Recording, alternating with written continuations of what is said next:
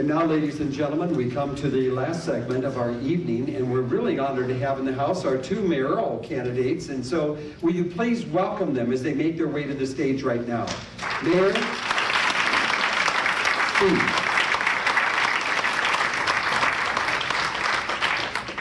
Ladies and gentlemen, on the stage here today are two friends of mine, and they're two friends of the Family Heritage Alliance, and we're so very grateful to have them in the house here this evening. These two are running for the office of mayor. Of course, we have our incumbent, Mayor Sam Quaker and Steve Allender. And so we're going to invite both gentlemen, make their way, if you will, at this time, make your way to the podiums. And we'll just continue right along. And we're going to begin with opening comments. And our current mayor, Mayor Sam Quaker, you will begin. Thank you. Well, good evening. Thank you very much, Pastor Dale, for the opportunity to be here for setting up this forum tonight. Very well attended, and appreciate also all the people listening tonight. I want to introduce my wife, Jennifer, my better half, love of my life. And one of my three daughters, Ellie, is with us tonight as well. Thank you, Ellie.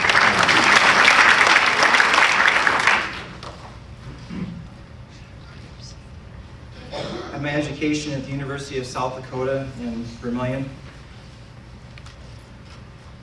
I have a master's in public administration, and I had done my graduate internship at the police department in Sioux City, Iowa in crime analysis, and my training in public administration is a degree that many city administrators have.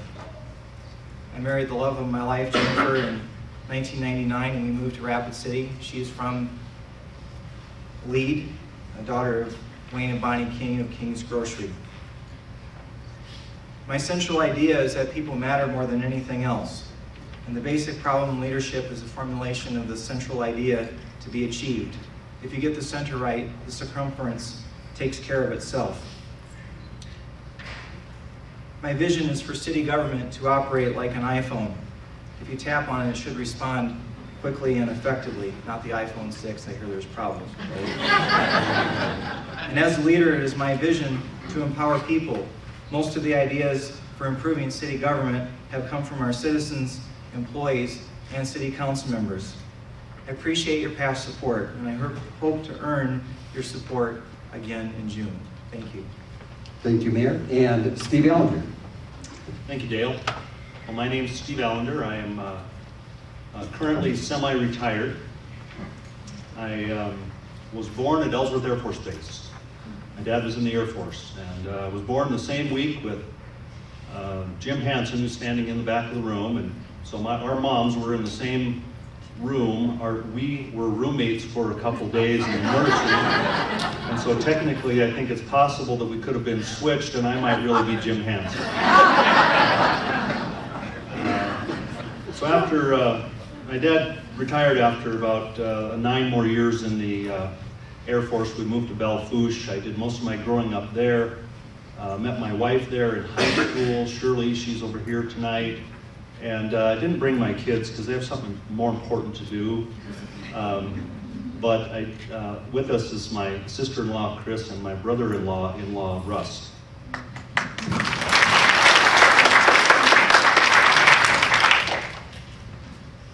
So I'm running for mayor, and I'm not a politician. So I feel a little uncomfortable in my skin during this campaign. Everybody keeps asking me, how's the campaign going? And all I can say is, it's the best campaign I ever had. But I am a public servant who's trying to conform into a political campaign to have that chance to serve the public again from a different capacity, with a different way of thinking, a different style, a style that I think will unleash some of the hidden potential in Rapid City, and something that I think will be very noticeable for our constituents as time goes on. Thank you. Thank you. And now our first question tonight. What is the basis of your moral compass, and how will that influence what you decide is best for Rapid City? And Steve, you'll begin. The basis of my moral compass is my belief in God, the teachings of the Bible, being raised in a stable home, being allowed to learn, sometimes in the hardest of ways, a lifetime of experiences dealing with the less fortunate. My own struggle with life's challenges has made me more sensitive to the challenges of others. I believe before holding yourself accountable, you should be able to hold, before holding your others accountable, you should be able to hold yourself accountable. My own walk through life has taught me that this is not about me, it's about us. And it's that us that motivates me to want to serve in the public again. I will decide what's best for our constituents by first knowing their needs and wants, knowing the condition and the struggles of the community, knowing the capabilities and of the community and the government and their willingness to contribute to solutions. I will know this by asking, listening, experiencing. I'm a resident of this community for the last 30 years.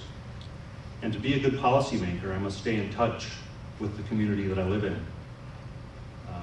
Open dialogue, customer satisfaction, surveys, two-way communications, that's how I will know how to make decisions on behalf of our constituents. Thank you. And Mayor Sam Quaker. One of my favorite songwriters is Rich Mullins, and he has a great song that plays on KSLT or KLMP, but not as often as it should, so maybe it'll play tomorrow since I mentioned it. It's the song Stand. He says, there's more that rises in the morning than just the sun, and there's more that shines at night than just the moon. People ask me what my political philosophy is, and I was asked this recently at the School of Mines. And I said, well, you can read Stephen Covey's 7 Habits, and that would be a good book, but I recommend reading The Lord of the Rings. It gives you an idea of what power can do to the heart and human soul if you're not careful. My philosophy and my compass is to hold authority and power loosely rather than tightly. On my tombstone someday will not be the word mayor, it will be husband and father.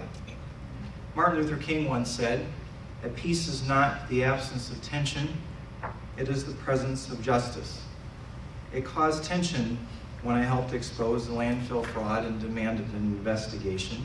It caused tension when I stood up to a controversial and extreme group from Wisconsin who wanted to end all types of prayer at your city council meetings. These aren't issues I asked for.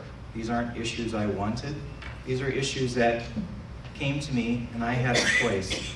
And I chose to stand up for what's right. And my integrity is very important to me. And my moral compass guides me to serve people, and that people matter more than anything else because they are all made and created in God's image. Thank you. Let's begin with this question as well. Let's bring it on home. The question is simply, what is your vision for the future of Rapid City? And Sam, you'll go first. Well, 4 key aspects of my vision is an ongoing focus on aging streets and utilities, resolving issues at the Civic Center in a manner reflective of the wishes of Rapid City citizens, additional streamlining of city ordinances and processes to encourage and improve customer service, and enhancing the foundation of our community by continually working towards improved race relations. Regarding economic development, I reject the idea that people should pay a scenery tax to live in Rapid City, or that the view of the hills pays half the bills. I believe the key to prosperity here is to encourage local businesses to expand and new growth to come in, and we are seeing that. The month of March was the 3rd highest month on record in terms of building permits. I mentioned the streamline that we are doing. The effort continues. Up next is our effort to transition to electronic plan submittals and to allow for administrative approval of preliminary plats. We have already allowed for administrative approval of raffles and event permits and final plats and business licenses, and this allows the City Council and I to have more meaningful policy debates while encouraging our trusted staff to take care of citizen issues so that we can discuss the bigger issues facing our community. Thank you. And Steve Allender, same question. Rapid City a wonderful place. That's my vision for Rapid City. City government, hand in hand with its citizens, has an obligation to identify roadblocks keeping us from realizing that vision. Can Rapid City be a wonderful place when the community is divided? No. How about with a stumbling economy? No. How about with crumbling streets and failing water and sewer systems? No. Once identified, these and other roadblocks should be the subject of an organized planning process whereby priorities are made and corrective plans are put into motion. Continual feedback should be sought by the government and continual updates should be given to the citizens. Those updates can be part of my comprehensive public information system that I'll create within City Hall. It's ironic that the mayor uses the iPhone as an example of how City Hall should work when you can't pull up the city website and read it on the iPhone because the city's technology is not up to that level. But we need various channels of communication.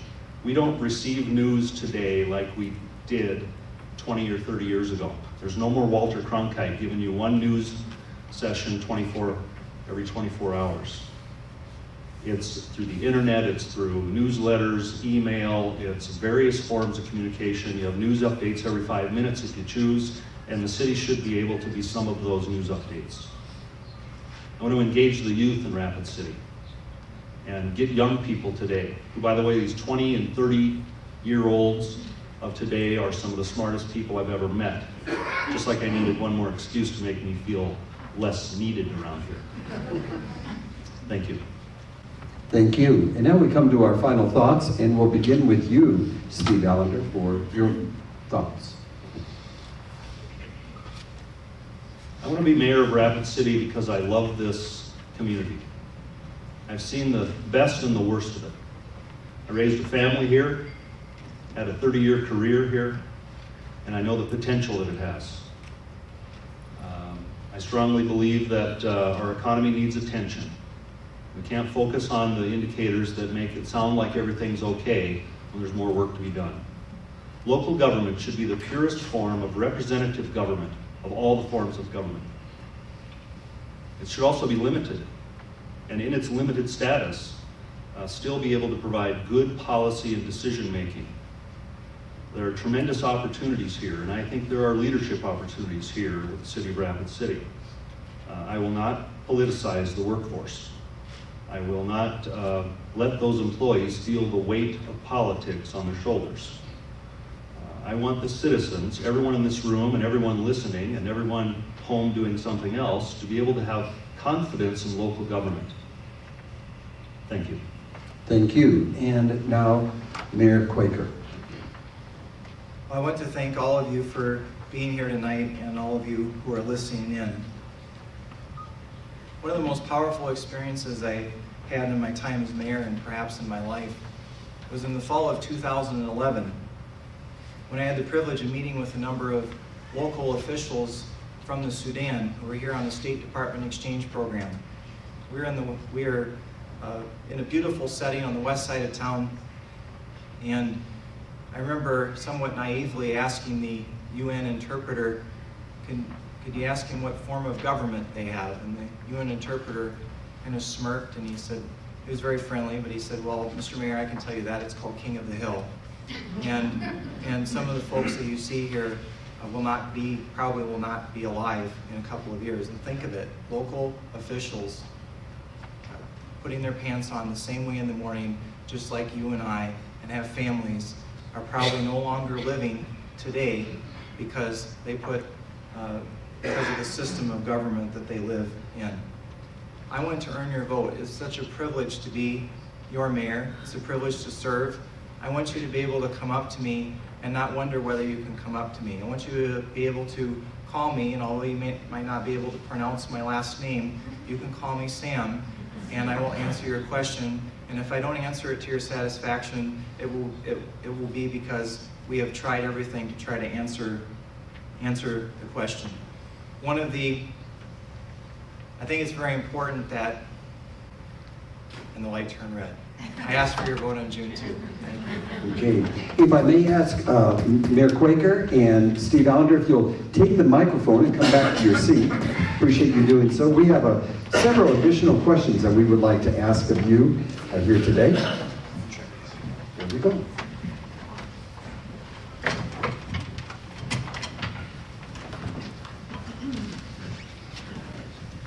Okay, gentlemen, just chime in. It's just the two of you, so we'll have a little bit of back and forth maybe as we get to the answers of some questions that are pretty important to the board members of the Family Heritage Alliance.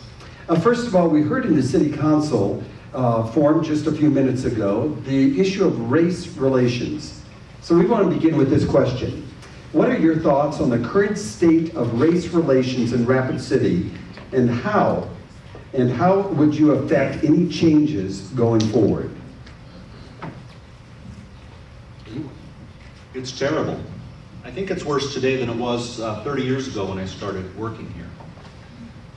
In that 30 years, I've seen people, political figures, mayors, try to assemble groups and talk and listen and talk and listen, and we have a number of failures. We have to go deeper into the core of the issues that are affecting race relations. And it's not just being rude to each other on the street. It is things like alcoholism, drug abuse, poverty, health issues, and what goes on Pine Ridge directly affects what goes on here in Rapid City. But we've not taken time to focus on those issues to get to the bottom of it. Yeah. I believe the state of race relations in our community is troubled, and I also believe that there is hope. There are a lot of good people that are working on this issue, and I really believe that the core to developing good race relations is relationships, and that you develop the relationship first, because once the relationship's developed, then the agenda and the achievements naturally follow. For example, the development of relationships that we have achieved, it was out of that we came up with several ideas collectively, including the polling place at Lakota Homes, including the resolution of support that passed the council unanimously to help give several remaining tracts of land over in the Susan area of the remaining of 1,200 acres that were originally deeded to the federal government in 1948 to give some of those tracts of land back to the tribes. And I believe that when we listen and that when we focus on the relationship, that comes first, and when you do that, then the achievements naturally come. Okay, I want to come back to you, Steve Allender. Additional thoughts on race relations. Ed was trying to make the mayor be quiet by showing him a picture of Kristi Noem. Additional thoughts on race relations is... I'd like to know what kind of a plan, going forward? I think the plan is working with people and organizations in the community that can have some influence on what's going on. And when I think of the dream team for that, I think of regional health. I think of many other social service organizations and individuals that have the capacity to undertake such a project. But it's got to be directly connected with the reservation, directly connected with the Native community here in Rapid City. And it has to be a full-on partnership where it is a top priority and we all move forward together. But what it can't be is just more talking. Okay. Closing comment? Well, I think direct connection to the reservation requires going to the reservation. I think direct connection to our Native people requires going and listening. And a direct connection requires having an open door policy where people can come see you and express their concerns. And developing relationships can be exhausting. It takes a lot of time, and all it takes is one or two incidents to set things back. But that doesn't mean they're set back all the way. We have a lot of good people that are interested in this issue. And like I said, the core is developing relationships, and I believe that we are on the right track to continue to do that. Okay, let's go to our next question.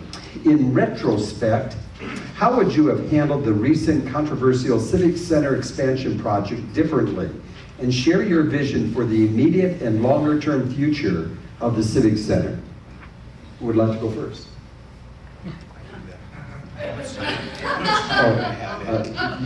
Take Take a minute. How much time until Take a Christie minute. comes on the screen? Take a minute. 1 1 minute. minute.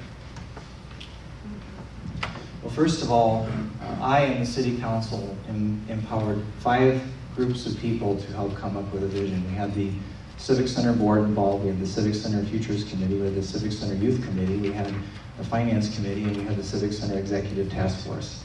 And I believe that my role was to empower and encourage the facilitation of a vision.